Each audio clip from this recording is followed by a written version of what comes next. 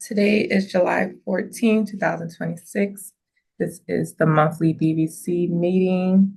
Online, we have myself, Charlisa Payne, we have Jesse Pettaway Brooks, LaShawn Addison, Marie Bolden, Marquette Henderson, Director Andrew Reese, Dr. Shannon Austin, Jelani Smith. From operations, we have Jeremy Jefferson and Nicole Green. We also have Troy Stevenson and Mr. Walker. And I just had someone join. It may be Mario. Let me just check. Someone just joined with an iPhone. Is that you, Mario?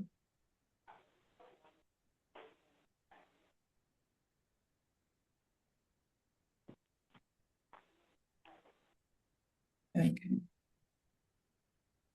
All right. So we did have a few items submitted ahead of today's meeting for agenda topics. The first item was the program's back debt. We have Jeremy and Nicole from operations that can speak to this agenda item.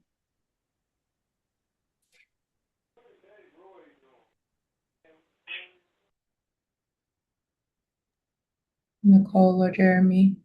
Hold on, Charlize. I'm sorry. Jeremy's having difficulties with his microphone. Give us Okay. 2 seconds.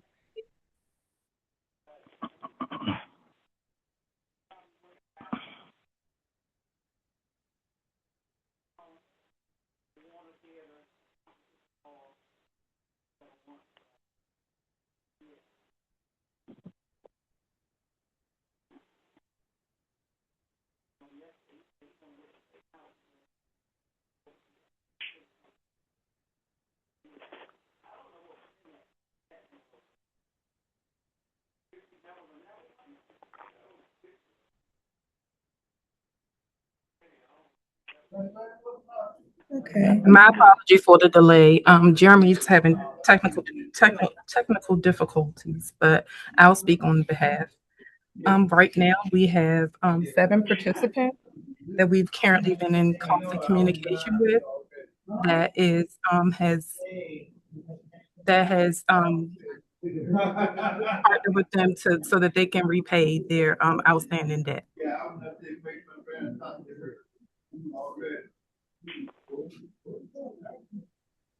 I'm sorry, I didn't quite understand that. I'm sorry. I said currently we have 7 Randolph Shepherd participants who has an outstanding debt of various amounts. Can you guys hear me? No, there's background talking, and it's hard for me to distinguish what you're saying. Give us 2 seconds. So my apologies.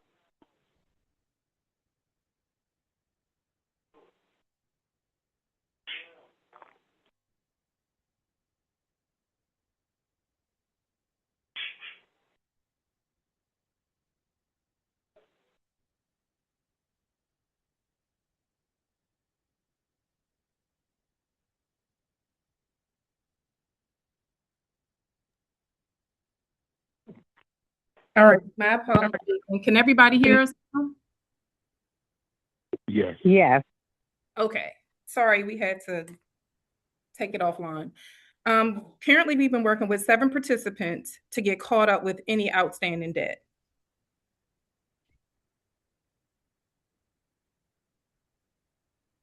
I got a question. I may be one of those participants, but mine is so low. I was wondering, could I put it on the next? Are we going to be paying our levy in August? Is that it? August or September? Which one? October 1st will be your start. Okay, October. Mhm. So we paying for September. Because I know mine is like $1 something, I believe, or $2 somewhere in that area. And I was trying to wait to just put it on with the next levy payment. But if it's going to cause a problem, I'll just send it on in. Okay, no problem, because the amounts are segregated anyway, Miss Pettaway Brooks. So it's no problem. Mm-hmm. Whenever you Okay. send it in. Okay.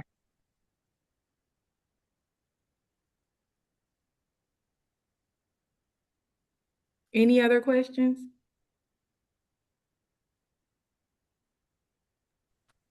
Thank you.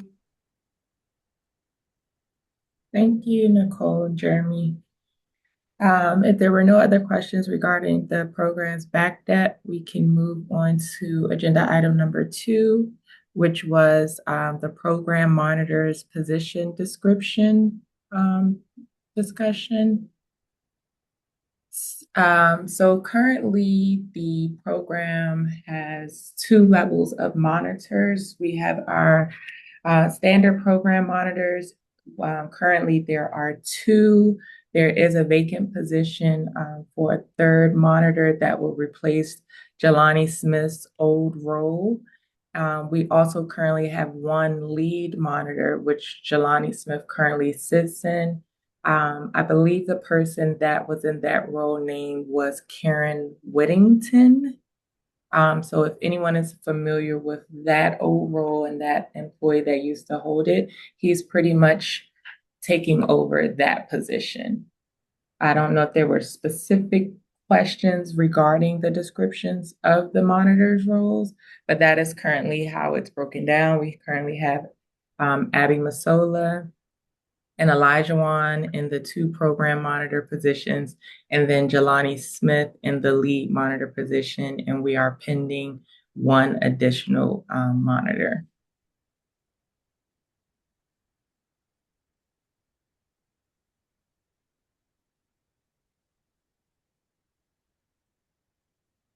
Did anyone have any specific questions regarding that agenda item, or did that? I see Ms. Bowden. I have a question on that, or something. Hello, a comment. I'm sorry. I have a comment on it. I'm sorry, Marie. I've heard some vendors say that some of the monitors are not treating them cordially. Possibly, we may need some kind of class on that, because I feel like people should treat people the way they want to be treated, even if you're in a higher role. And there's no cause for any monitor to go in and kind of belittle a vendor, or a vendor to do the same thing for a monitor for that reason. So I feel like we may need to come together with some kind of classes on that, because it's not healthy, and you don't get a good feel working situation with that kind of, torment going on. So I feel like something should be done in that field, some kind of training, so we can address the problem that we're having between monitors and vendors. Well, I got cut off a few minutes ago, and the committee wanted to, first thing is get a job description of what a monitor actually job description is. I think you just have like Delani and been in the program, but maybe Mr. X. I'm sorry if I'm calling your name wrong. If he's here, he doesn't know exactly. Does he really know what a monitor is supposed to be doing? The relationship between a monitor and a event. The monitors are not our boss. You're not our boss. And you're supposed to know exactly what you're supposed to be doing for the vendor, as well as the vendor should know what for the monitor. So that is one of the reasons we wanted a job description. What a monitor is, what is it exactly? We need to know that, and I think the monitor needs to be told, made plainly to them what their responsibility to us is as a vendor. Okay. So did you want an overview of the job descriptions, or did you want an actual attachment of the job descriptions that get posted online when those positions become available? Or were you looking for more so a summary of the difference between the two roles? What two roles is paid? So we have the monitoring position, the program monitor position, and then we also have the lead monitor position. What? You say you have the. Say that again. Yes, so we have the program monitor position. That is like Abby Vasola, Elijah Wan, and we have one vacant program monitor position that we are hiring for. Then we also have a lead monitor position, which used to be held by Karen Whittington, that is now held by Jelani Smith. Well, Jelani Smith does things that Karen didn't do. I mean, she never, more or less, came to interfere. She did what she supposed, order equipment and so forth and so on and stuff like that.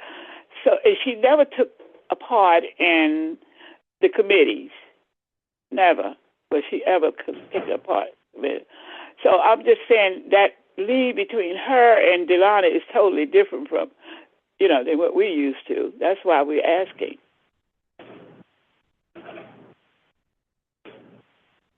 So, hello, good morning. This is Jerome. It seems to me what you suggested earlier, if it's if it's not out of line for us to receive a copy of the job description that's put out for the prospective monitors, that would help. And to get an overview from you would help, because some of us, if all of us got that job description, some of us would have to wait on someone else to read it to us and all that. So if you could give us a overall, that would be good. I'd like to receive, what goes out to the monitor. Or not go out to the monitor, but goes out for, enlisting a monitor, whatever the job site requests are. sure. So we can share that, and I can also share a separate file with just a comparison of the two levels of the roles as well, if that will assist you with understanding the roles and responsibilities of the monitors.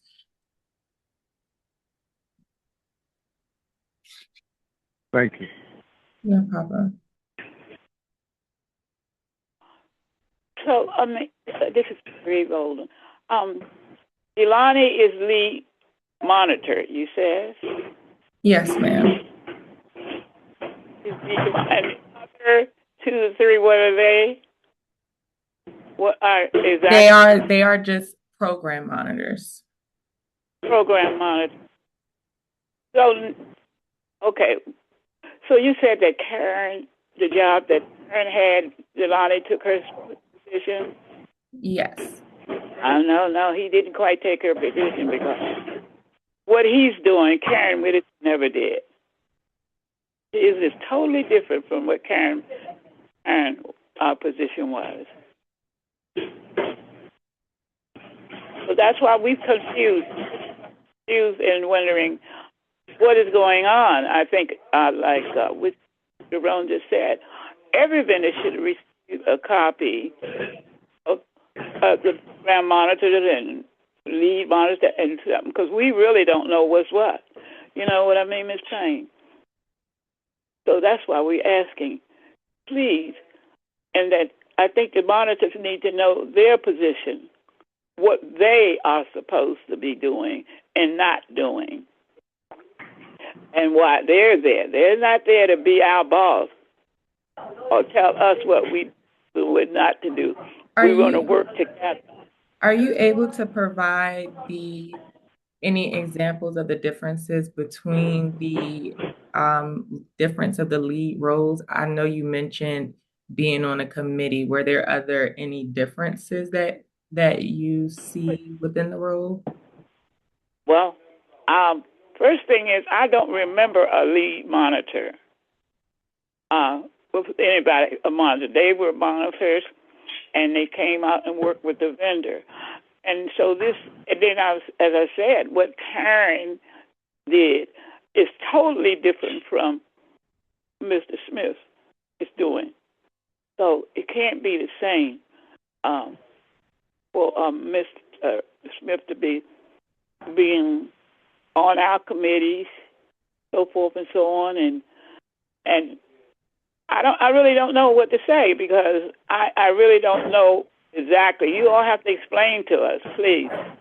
How What? about if we share the job descriptions for the two positions and then discuss it at next month's meeting so that we know so that everyone understands where everyone is. But we'll share what those job descriptions are, and then you can raise specific questions at that time based on what's in those job descriptions.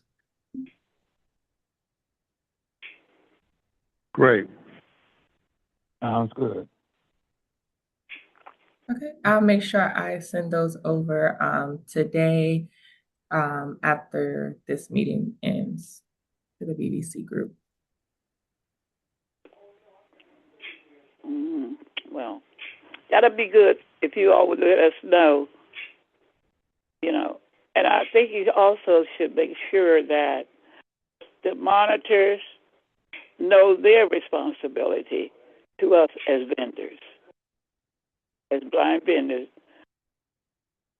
I don't know. No, I don't know, but we would like for them to know what their responsibility, not to badger us, and not to come in and tell us what to do, unless it's in the business of all of us working together and making the business better. Because monitors are actually to come in and help us to make as best business as we can. That's what monitors' responsibility are. One of them always had been. Come in, work with the vendor, and you don't come to boss, tell them what. That's what you have. That's what a monitor is, just working to make that vendor the best business person that they can.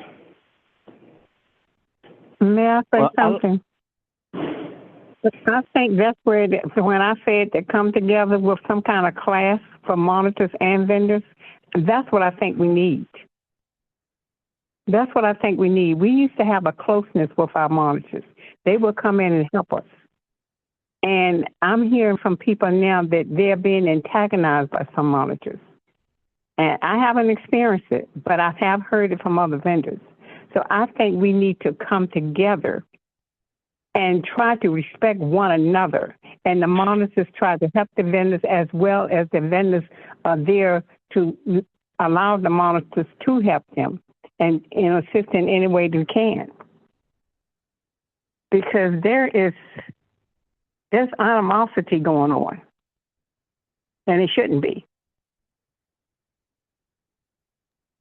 I would like to make an example that sometimes, we expect the monitors to, since we're visually impaired, we expect our monitors to help us be the best that we can be as, business owners. And sometimes our monitors come in and act like they're our boss and they order us around instead of helping us understand or recognize certain things or issues. So, for instance, if I have a product that I bought and for my location and it's on my shelves and basically it has a no sale underneath the underside of the package that I have no way of knowing is there because I bought it from a cash and carry that I'm supposed to buy things from there and then resell it. But they sometimes have items that they have underneath that states you can't resell this product. Well, if my monitor knows that, then my monitor should bring it to the vendor's attention that some products from these locations, you need to turn the package upside down and look at the underside, and it will show that you can't resell this product. Instead of just coming in and saying, see, this right here, you shouldn't be selling. And take my inventory that I spent money for and throw it away. and basically don't give me no option to do anything else with it or take it back to the location I bought it from. And it just seems so very unfair that you would just come in my location and throw away inventory that I spent cash money for. And I have no way of saying, well, couldn't you just let us know that these items are like this, or if there's some juice that they have expiration dates stamped into the plastic of the bottle, because you have, because we can't see, then our monitor need to come to us and show us, see this right here, or feel this. This is your expiration date. You guys need to know that these kind of containers that you have to fill for the expiration date, and maybe have your employees read it and tell you what it is. But these are little things that a monitor can explain to us and show us, and not come in and just write us up or take points from us when it's something they could have helped us with, and not something that they could use to antagonize us with or talk down to us. And, you know, if I ask my monitor, I have a farmer's fridge in my location that I don't know anything about, then I have a monitor tell me that you already had first refusal, and you don't get any more refusal. What? And I'm told that I only have one first refusal, and that's when I enter my facility. After that they can put anything in my facility that they want, and I no longer get any first refusal or opportunity to manage or anything. And I think that our monitors also need to be trained, like they're telling us that our employees need to be trained. Well, sometimes they respond to us like they really don't know what they're talking about. And since I am on the policy and procedure committee, I may know the policy, and I know that this monitor is telling me something that's incorrect. So I think that we need to have some kind of class or something where we can maybe have an hour or half an hour to learn each other's role and help each other, because right now it seems like we're just being kind of, I don't know the word to it, but sometimes it makes our environment kind of almost hostile. So I think that, you know, the monitors need to be aware that they're coming across with us a little aggressively, and they may need to lose that aggression. That's all. And I think sometimes the monitors doesn't learn their responsibility to us. I think they really should know what their responsibility to us is.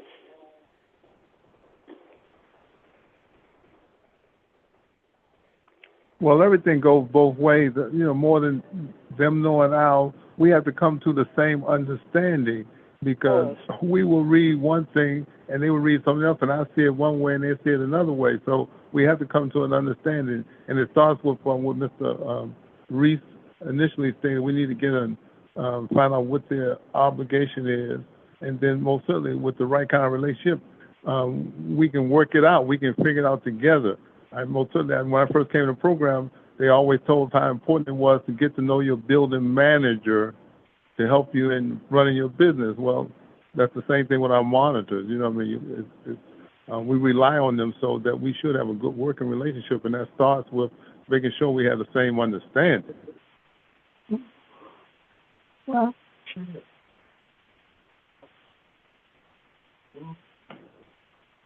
Jerome, I think what you explained to us was really what we all trying to get at, what Jerome just said, because it doesn't only go one way, it goes both ways. Oh, both ways. So, and I think that once you get your monitor comes in and knows what their responsibility is, and you know what yours is, and talk about. Don't come in there being, you know, demanding and taking over, because we supposed to have monitors there to show us how to be the best business owners that we can be. That's why the monitors are put in place to help us.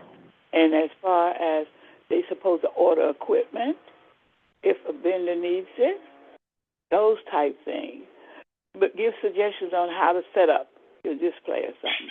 Those are the things they're supposed to come in and do. And I would like to add that, you know, we're all visually impaired, and some of us are blind.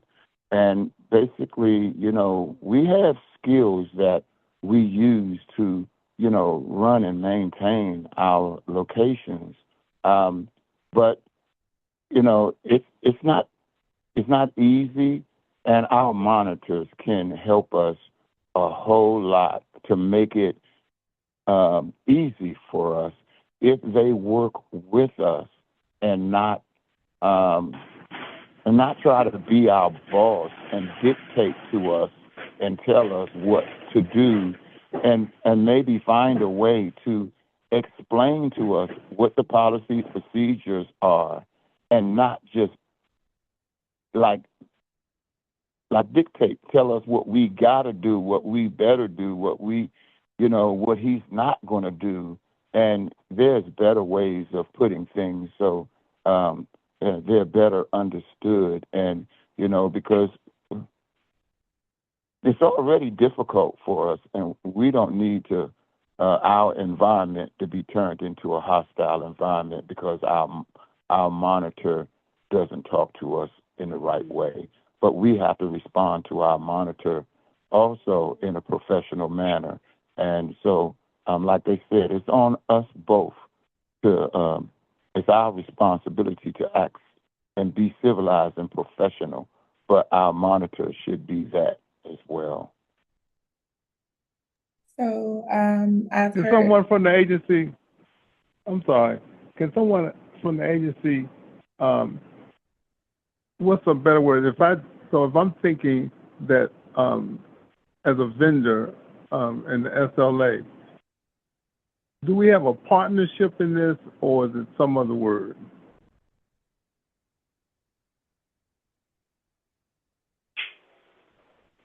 I'm sorry, Mr. Walker, I want to make sure I understand your question. Are you asking, are the vendors in the SLA a partnership? Yes, I mean, well, not. I know it's not a partnership, but do we have a partnership? You know, 'cause Yes, how we you should see all be it. working together for the betterment of the program. The program is a combination of not just the vendors, but the program staff as well. We all should be working together to try to make the program be best for each other as individuals and as a program as a whole. I do know, like I stated, we have one vacant monitor position. And I would like when that person does get to start. In a lot of ways, the program is going through changes and fresh starts and rebuilding its foundation. So it's a good time for a lot of these things to come up so that we can continue to work on any adjustments that we need to make on either side in order to get there.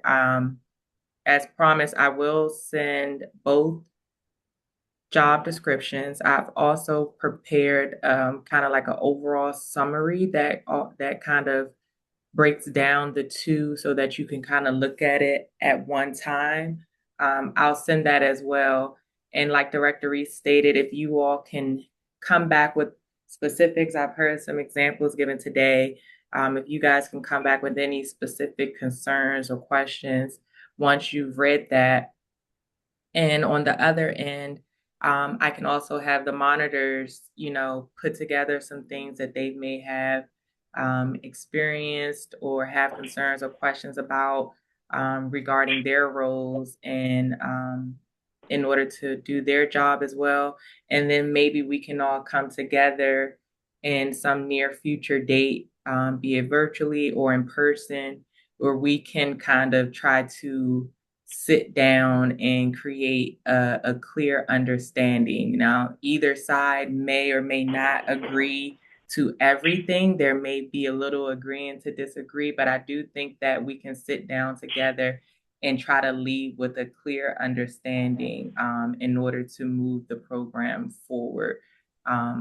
I would love it if we would have a new monitor by that time. If not, we won't let that stop us from doing this. And when they come in, they can be trained accordingly, according to the standards that we all have set and have a clear understanding on. So I know in August, the main focus outside of the BVC and vendors at large meeting will be meeting with the outside third party vendors that I've contacted regarding the commission rates. So I don't know if it'll fit in August, but maybe we can look at some time in September. That'll give both sides, the program and the vendors, time to kind of really come up with clear examples or ideas and different things so that we can collectively come to the table and see how we can positively move the program forward.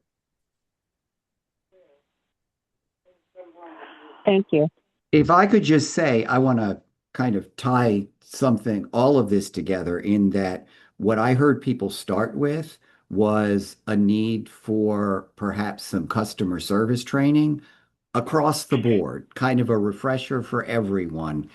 Because I think Thank you. that Ms. Petaway Brooks said it best, which is we should be treating people the way we want to be treated. And some Thank you. customer service training for everyone where there's a reminder of that, because some of the questions I'm hearing right now related to what the monitor's role is sound like they're more questions about specific performance of a monitor, and those kinds of conversations should be happening individually with Charlisa as the person supervisor, because it's not so much what they're doing because monitor is in the title. So they should be looking at how you do your job, evaluating how you're doing your job. But how they come across when they do that is what's important. And so that might be a need for individual training or, some technical assistance that Charlisa can assist with. But I think overall, we might want to look for something maybe we could do this fiscal year, some good customer service training that's just a refresher for everyone that gets us back to that golden rule. Thank you. you. Thank you. Well said. Thank you. I agree. And also, Mr. Reese, I would like to bring a idea here that maybe we could also look at, like we used to do years ago, would give us sort of like a luncheon or something like that, and we invite all the building managers, or they could come to this, and we would have the directors or whatever, to talk to the building manager so that they too can learn who we are and what we are. Because a lot of building managers do not know this. But that would be nice to invite them to a luncheon or something, and they could send whoever they wanted to send. They could come themselves or somebody to represent them. We need to think about that so that they can get familiar with us along with getting familiar with the analysts, So because they need to know some training, not training, but something about us as Randolph Shepherd vendors in their building.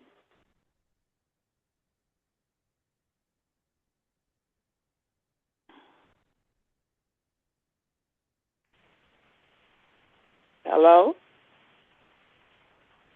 Hello? Hello. Yes. Okay, I didn't hear nobody. Yeah. I think because everyone agreed with what you were saying and everyone was waiting for someone else to say, I think that's a good idea and important next steps. So we're going to set this That's a good out so idea. that we can have the discussion, and we're going to follow up on identifying some training that all of us can participate in. Next. Thank you. Okay, so the next topic we have is around direct competition. Um, I believe there have been a few different instances since I've been here where that has come about. Um, the program does pay direct competition for vending machines, but not competitive other like franchises or locations that may be inside of the facilities as well. So I think that is where maybe some confusion may be happening because in some cases, some people are receiving commission for direct competition, but that's only for competing vending machines in those locations and not competing stores or vendors or franchises that are also located in those facilities. So I don't know if there were any specific questions regarding this topic, Well, but I would like Well, I'm sorry. I would like to make a comment about that. And this has been my thing since I came into the program. And it was another reason why I made a comment or suggestion about them understanding what Congress meant when they said these things. And it seems to me that the District of Columbia seemed to be the area that's falling behind in the understanding because other states I've read another state's policies and procedure, and it's written in there about cafeterias and shops and things like that. I also have another list of arbitration cases where the Department of Education and whoever the vendor was or the SLA had a problem with their party cafeterias and snack shops, and they also agreed that those shops um, owe this vendor for competing against them or close their shop. And there's a few cases where this has been decided already, but it seems like the District of Columbia is falling behind in understanding this. I'm sorry, Mr. Stevenson. I went in and read those decisions. I didn't read the summary you gave me. I read the whole decision, and that's not accurate. What happened in those circumstances was that there was another facility in the building that installed vending machines. And they Well, were ordered to there's a number provide of the cases, vending and that's not the machine. ones I'm I'm talking sorry, about. I didn't talk over you. I'm asking that you Okay, not talk over me. all right. They were ordered to pay the vending machine commission to the program. Nothing more than that. If you have more than that, provide more than that. At this time, what I can tell you, our advice from our attorneys, our review consistently of the regulations, the only reference in the regulations to direct competition relates to vending machine income. That's it. Okay, well the Okay. cases that you read is not the ones I'm speaking of. Okay, well then send me the other ones. We can review that and send me Okay, any specific policies from other states that state something different and we can review that. all right. can I ask, when I came into the program, I was awarded number 5 Judiciary Square. When I went into that location, there was a third party vendor that was in the booth right next to me in the same area. I'm sure we all know what I'm talking about, but there was an understanding that vendor would pay me a commission. Um, that vendor never paid me a commission. And, I wondered, well, who's responsible for seeing that the vendors get their commission? And basically, I went a whole year or more without getting any commissions from that particular vendor. So isn't that SLA's responsibility, or am I mistaken that if I go into a location and I'm under the impression or I'm told by SLA that this is what I am to expect from this third party vendor, where when it's not done, then what is supposed to be done because nothing was done. So that's a very particular example, unfortunately, because that happens to be someone who didn't pay any of his bills, and we stood in line behind a number of people. There was an agreement when he first got the building that he would pay commissions and that it was increased. Essentially, what he was paying us was sort of it was akin to rent for the space. Like he had to pay, it wasn't really a commission in that it was a percentage. There was the first year it was like $1,000 a month. It went up to $1,500 a month. In fact, our attorneys did work to try and enforce that agreement. He ended up moving out of that building without paying even his underlying rent. So that's where it's a really, I'm sure we've all heard the expression, you can't get blood out of a stone. Sometimes you may have a legal case, but you don't have a way to enforce it. And in that instance, it's not like he was still there and earning money and we could go against him. He moved out of the building. He stopped paying rent. It was during COVID. It became quite a problem there. It is true that when he moved in, he had an agreement that he signed with Department of General Services, where he had an agreement about how much he would pay each month. And at a later date, and I don't know the specifics of when it became a problem that he wasn't paying, but it became a problem down the road. We engaged our attorneys to work on it. We engaged district attorneys to work on it. But it's a very particular issue. It's unfortunate, but anyone who becomes a creditor knows sometimes your debtors don't pay. And the fact that you have, it's like you can go to court and get a judgment against someone, but then you have to get the judgment enforced as well.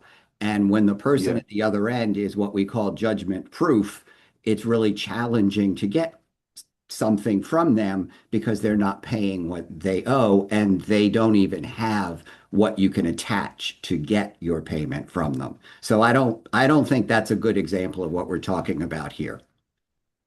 May I say something, Mr. Reese? May I say something? Of course. This is Jesse.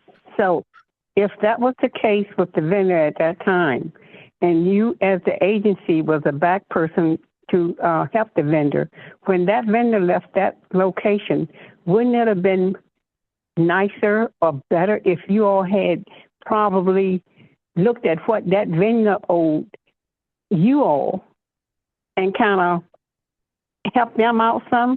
If he had already been taken over by this other third party, then what he owed from you all could have reduced that amount and helped that vendor out, since you are here to help the vendors? I don't Wouldn't know. I Well, would think so. I don't know because I don't know all the specifics. So, it was essentially what it was additional like if you took on that Judiciary Square location, the earnings from your individual location may not have been significant, but the earnings from being in the location and getting the benefit of that monthly payment was something that would be taken into account when you took it on. It was like extra earnings, and then they ended up not getting the extra earnings. To say therefore they don't have to pay what they owe, I just don't know. And I wasn't directly involved at the time when all this was happening because during COVID I wasn't as involved with what was happening with the program. But I'm not sure that you can make that kind of argument. I just don't know. And it's at this point, it's so far removed that it's very hypothetical. I know, but I'm just saying that since the agency knew this problem was happening, and when that vendor left it, that vendor owed the agency a certain amount of money. Couldn't you all have reduced the amount of money that he owed you all, since he had already been taken advantage of by the other person? Could you all have thought about that? I don't know. Okay. All right. Mr. Thank you, Reese, Mr. I would like to ask about direct competition with these cafeterias and stuff coming into the building. They may not be able to give us a commission, but they come in and they get in direct competition with us.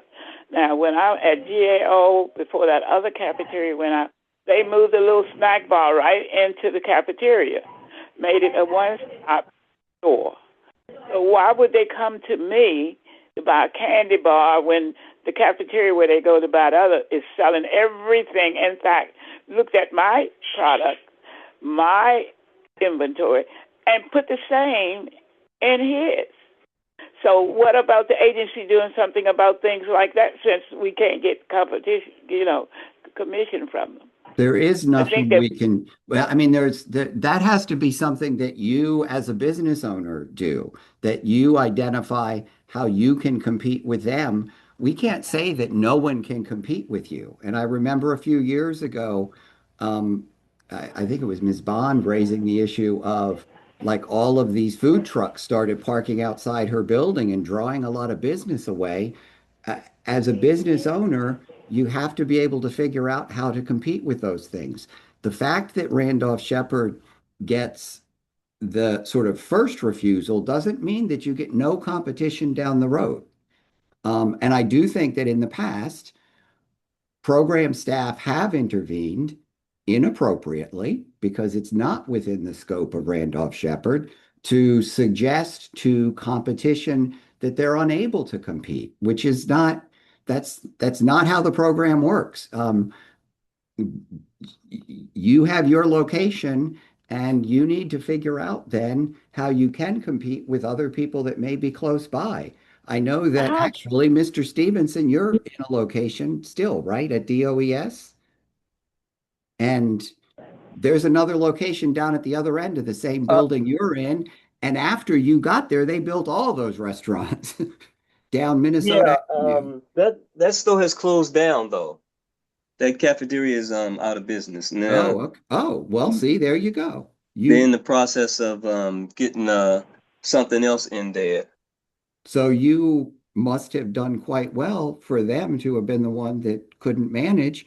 And then, like I say, after you moved in, all those other restaurants that moved in all along Minnesota, they came Mm-hmm. after you. Yeah, exactly. And May you I say had something? to compete. Like we Mm-hmm. can't say to them, wait a minute, I sell this really delicious chicken, Chick-fil-A. Don't you know? Mm-hmm. how Okay. could I Can I accomplish? can I say something? Is there any way that if this happened and say for instance, the cafeteria so far, I'm selling the sandwiches and they go out and sell the same sandwiches. Is there any way we can change our permit so that we can bring in other things that the cafeteria can't bring in, that we can compete with them? Because a lot of times, like she's saying, if you're making a cafeteria a one-stop location, then you're cutting us out of the business. So that Absolutely. way, our permit may need to be changed so we can bring in other things, and that's why I always name my place a variety shop, so I can bring in other things that will offset what the cafeteria is not carrying. And that's exactly the kind of thing we can help with is look at the permit, and if it allows for the flexibility you need, that's great. If it doesn't, then we can go back to GSA or property management, whoever it is we have the permit with, and say we need some adjustment in this permit. And that is the kind of thing that we could negotiate on your behalf. Okay. Well, Mr. Dees, Great question. Great question. how do you be in competition to I'm a snack bar and there's this cafeteria? How could I be in competition to them for anything? I mean, they selling hot food plus everything I sell. I can't sell hot food, maybe a hot dog or something. So this is what I'm saying. Then they get the manager of the cafeterias, goes around, and they don't want to try to sit down and we can comprehend with each other about this or that. But I couldn't be in competition to a cafeteria. I can't. They can be all the competition they want to me, but I can't do it with them. May I say something right there? Okay, even though we can't be in competition with the cafeteria there, get something in the permit that you can bring in other things that's non-perishable, that you can put there that won't lose the value over a month or two. That, say for instance, when it's raining, they're going to need umbrellas. They're going to need raincoats. I may be going to something. They may need a scarf. Bring in other things that won't perish, that can stay there, that you can make money on, that you can raise the price up, that you can kind of offset the money you're losing by the cafeteria. With umbrellas and things like that. No, but other things other than umbrellas, seasonal things, other seasonal things that you can bring in. Okay. So we're down to our last 5 minutes. I'm going to try to quickly get through the last 2 agenda items. Hello. I'm sorry. Okay. So the fourth item was the change to the financial reporting. You may have noticed that this meeting operation didn't report out on the financial reporting. At the last vendors at large meeting, we decided that we were going to begin having monthly vendors at large meetings. So I did communicate with the operations team to say that moving forward, we will just present the financial data at that meeting, since it'll be held monthly, so that it can get to the collective group. And we will continue to also send those reports out ahead of time via email. But beginning with this month's vendors at large meeting, we will begin to have operations report out at the vendors at large meetings moving forward. And the last item was a teaming agreement opportunity. We were contacted for a teaming agreement opportunity at the Treasury, I believe, which, and July, correct me if I'm wrong or anything. I believe Basil is currently the vendor at that location. So we will have to contact him for first right of refusal to see if he is interested in, and if not, how we will solicit it to other vendors that may be interested in this opportunity. So the opportunity, they are looking for a vendor that is willing to do a portion of the work. There are different opportunities like barista services or running a staffed market. So we just wanted to put that out there, just in case the process involves us having to get the other vendors involved to see who would be interested in taking on this opportunity, whether it's a vendor, whether they pay for their staff to do it. But that is an opportunity that we just met this week about, and we just wanted to bring it up to share with the group. One question, this is Jerome. What's the address to that location? You called it the Treasury. What's that address? Where is that? I have to look that up. Give me one. Actually, my Outlook is It's the not 14th responding. Street, Mr. Walker. It's the 14th Street address, but it's the separate building. So I want to say it's either across the street or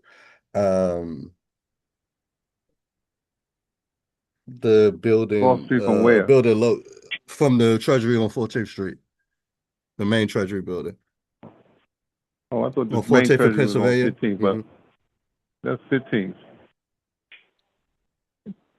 Isn't it? 15th? I thought that was. We'll provide you with the 15th address, and but it's like 14th Okay. Street something. Right. Okay, this is LaShawn. I wanted to get something in real quick. I know we probably only got 2 minutes, but is there any word on the percentage with Canteen and the vending companies? I know Monumental said they were going to go back to their percentage. So I did receive different dates from the third-party vendors for like early to mid-August. It doesn't seem like everyone will be available on the exact same date. So we have to discuss if we want to have like possibly 2 separate meetings with the different companies that are available at those times. But I have reached out to them. They are aware that we want to have this conversation. I did ask for their decision makers to be at the meetings that will be scheduled. So those will be taking place in early to mid-August. Early August. Okay. Thank you. You're welcome. I have a question. This is Jerome. One last question.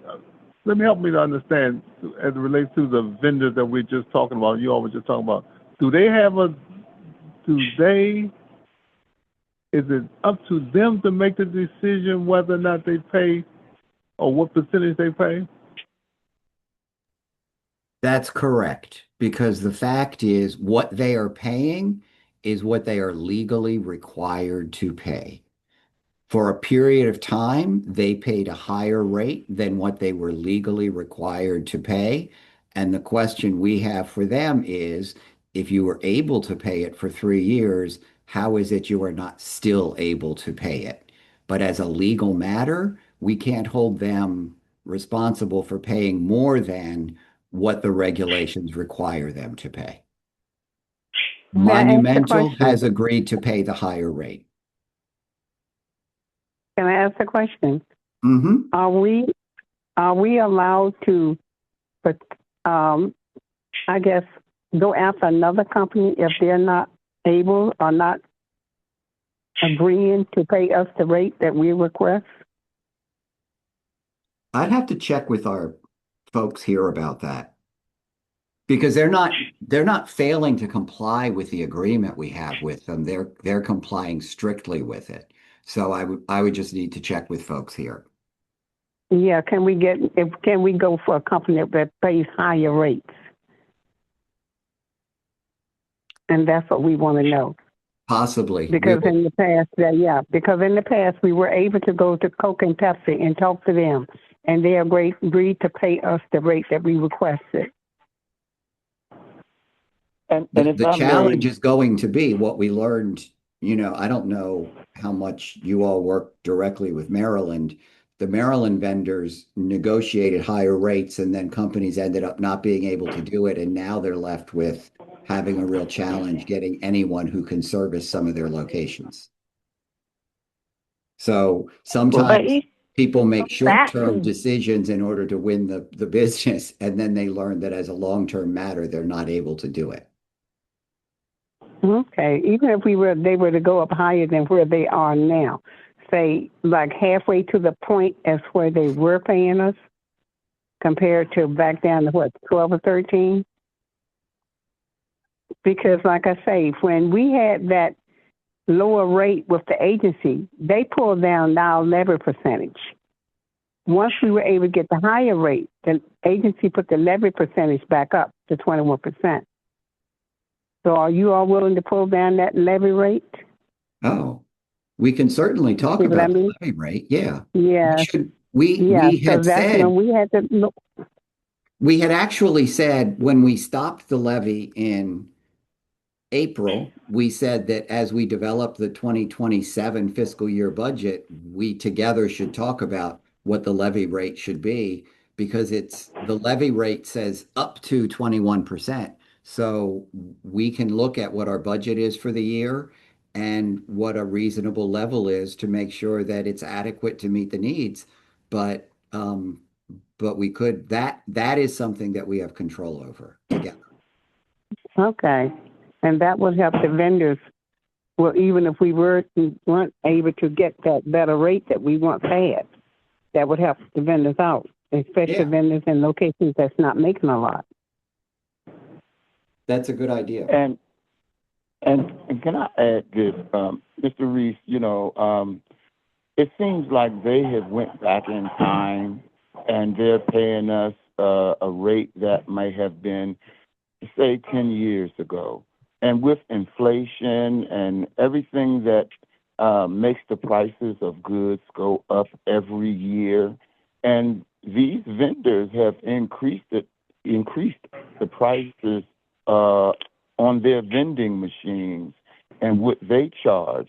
So for them not to be able to pay what they was paying last year or year before, we just feel that if they're not willing to pay us what we were being paid we should be able to move on and go to another vendor that's willing to pay because it's hurting our bottom line. I And just basically, have to come back to, and I'm sorry, I know that we're over time. I want to come back to Mhm. the idea that the percentage should increase on some regular basis is just it doesn't make good business sense. The third party vendors have to invest in the cost of the machines, the cost of the goods, all of their contributions to this are not going down. If your percentage of the profit goes up, it means their percentage goes down. How is their percentage going to go down? I mean, it's, and like you say, they've raised the prices. When they raise the prices, everyone makes more money. I think the suggestion that overall we look at levy and whether we might be able to have some flexibility in that levy rate in order to offset where people are making less money because these folks have gone back to only the bare minimum that they were legally required to pay might be a more practical way to resolve this. And may But I add one more everybody thing, doesn't Mr. pay. Reese, before I leave? May I add one more thing? Okay, since we are not building out the facilities like we used to do in the past, some of that money could be put aside to possibly purchase our own machine. And people who want to fill their own machines in their building, we can do that. And that would help those vendors out also. I'm guessing that some people here who were here when we did that might have some trepidation.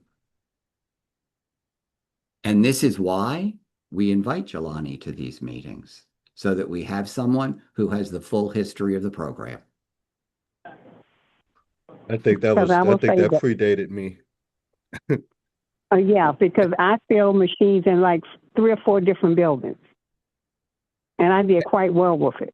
It is certainly, I mean, it's a possibility, and we should explore it. We would explore it with I guess maybe the facilities committee and look at the budget Okay. and see what it would take to do something like that. Because if you're talking about, especially so like for the places where you have a facility and there's vending machines in your building, switching out to say, I want to do the vending machines is actually what's preferred under the regulations. All right, yeah, that makes sense. That makes a lot of sense. We really need to look into all of it, but we should. That's something else that we should be looking into. Okay. But I like to add also that, all these facilities aren't created equally financially, where some people make a lot of money and some people make a little bit of money. So when it comes to paying a levy, if you don't pay a lot of levy because you don't make a lot of money, then you don't benefit like the people that make, $10, $20, $30,000 a week or a month. So them not paying levy, it benefits them. But somebody who only makes a few $100s a day, it doesn't benefit them at all. It doesn't benefit them the same or as much. So it's different. And basically, we would like for it to be kind of, equal all, across the board where people can benefit the same type of way. So if your store don't make a lot of money, the agency can find a way that it will benefit you, whether it's you not Be paying more equitable. much levy. Yes.